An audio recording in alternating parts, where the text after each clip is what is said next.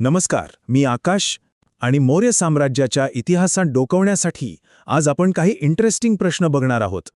तर मग तयार आहात का प्राचीन भारतातल्या एका जबरदस्त साम्राज्याचा शोध घ्यायला, तोही काही प्रश्नांमधून? चला तर मग सुरुवात करूया. बरं, कुठल्याही मोठ्या साम्राज्याची सुरुवात त्याच्या पायाभरणीपासूनच होते, नाही का? चला तर मग पाहूया मौर्य साम्राज्याचा पाया नेमका कोणी आणि कसा रचला. आपल्याला मौर्य साम्राज्याबद्दल जे काही कळतं ना, ते फक्त आपल्याकडच्या ग्रंथांमधून नाही, तर बाहेरून आलेल्या प्रवाशांनी जे लिहून ठेवलंय त्यातूनही कळतं. इंडिका हा असाच एक खूप महत्त्वाचा ग्रंथ आहे. पण प्रश्न हा आहे की हा ग्रंथ लिहिणारा मेगास्थनीस नक्की कोणाच्या दरबारात होता? अगदी बरोबर. याचं उत्तर आहे चंद्रगुप्त मौर्य. आणि बघा, मेगास्थनीसचं लिखाण इतकं महत्त्वाचं का आहे? कारण त्यातून आपल्याला त्यावेळची समाजव्यवस्था, पाटलीपुत्र शहराची रचना, प्रशासन या सगळ्याबद्दल एकदम डिटेलमध्ये माहिती मिळते, आणि तीही एका बाहेरच्या माणसाच्या नजरेतून. आता बघा, मौर्य शासक फक्त लढायात जिंकत नव्हते, तर त्यांनी लोकांच्या भल्यासाठी खूप मोठी कामेही केली. ह्याचंच एक उत्तम उदाहरण म्हणजे त्यांनी बांधलेली धरणं. मग सांगा पाहू, गुजरातमध्ये जे एक प्रसिद्ध सुदर्शन धरण आहे, ते कोणी बांधलं असेल? आणि हे धरणसुद्धा चंद्रगुप्त मौर्यांनीच बांधलं होतं. यावरून एक गोष्ट अगदी स्पष्ट होते की साम्राज्याचे संस्थापक फक्त एक शूर योद्धेच नव्हते, तर ते एक दूरदृष्टी असलेले प्रशासकही होते. त्यांना शेती आणि पाणी व्यवस्थापनाचं महत्त्व तेव्हाच कळलं होतं. आता आपण वळूया मौर्य साम्राज्याच्या सर्वात प्रसिद्ध आणि सर्वात प्रभावशाली शासकाकडे, सम्राट अशोक. ही आहे बघा मौर्य साम्राज्याची पहिली 3 पिढ्यांची वंशावळ. सगळ्यात आधी संस्थापक चंद्रगुप्त, मग त्यांचा मुलगा बिंदुसार, आणि मग आले भारताच्या इतिहासातील एक महान सम्राट अशोक. हा क्रम लक्षात ठेवणं खूप महत्त्वाचं आहे. त्या काळात राजे महाराजे स्वतःला वेगवेगळ्या पदव्या लावून घ्यायचे. अशोकाने स्वतःसाठी एक अशी उपाधी निवडली जिचा अर्थ होतो देवांना प्रिय. कोणती असेल बरं ती उपाधी? ती उपाधी होती देवानां प्रिय, प्रियदर्शी.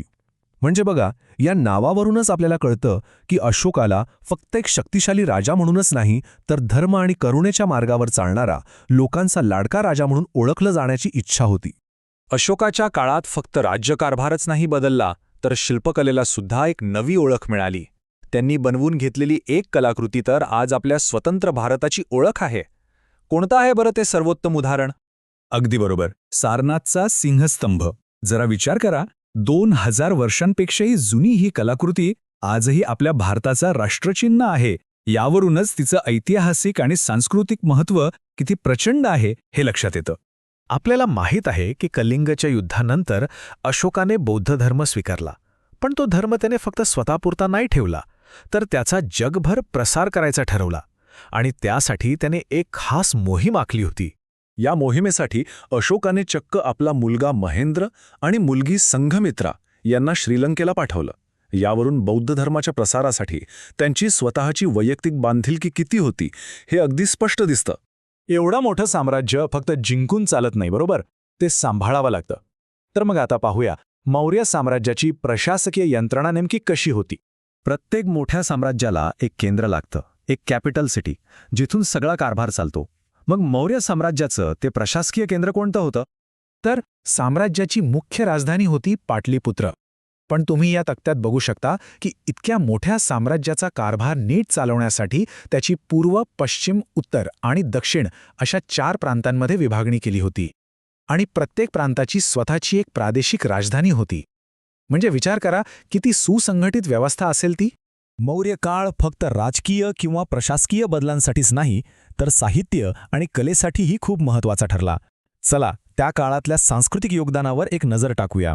मौर्य साम्राज्याच्या स्थापनेमागे चाणक्याची बुद्धी होती. ही सगळी राजकीय घडामोड एका प्रसिद्ध संस्कृत नाटकातून आपल्यासमोर येते. नाटकाचं नाव आहे मुद्रा राक्षस. पण ते कोणी लिहिलं? हे प्रसिद्ध नाटक लिहिलं आहे विशाखादत्त यांनी. एक इंटरेस्टिंग गोष्ट म्हणजे हे नाटक मौर्य काळानंतर लिहिलं गेलं असलं तरी चाणक्याची कूटनीती आणि चंद्रगुप्ताचा सत्तेपर्यंतचा प्रवास समजून घेण्यासाठी हा एक महत्त्वाचा साहित्यिक स्रोत मानला जातो. आणि आता या महान साम्राज्याच्या प्रवासाच्या शेवटच्या टप्प्याकडे, एका युगाचा अंत. कोणत्याही महान साम्राज्याचा कधी ना कधी शेवट होतोच.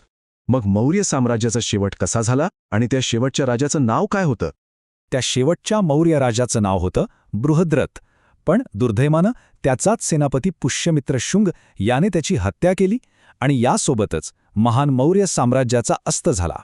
मौर्य साम्राज्याचा हा संपूर्ण प्रवास आपल्याला सत्तेची ताकद, धोरणांचा प्रभाव आणि निष्ठेचं महत्त्व या सगळ्या गोष्टी शिकवतो. इतिहासाच्या या पानांमधून खरंच आपण नेहमीच काहीतरी नवीन शिकू शकतो. याच विचारासोबत आजचा हा माहिती प्रवास इथेच थांबूया. नमस्कार.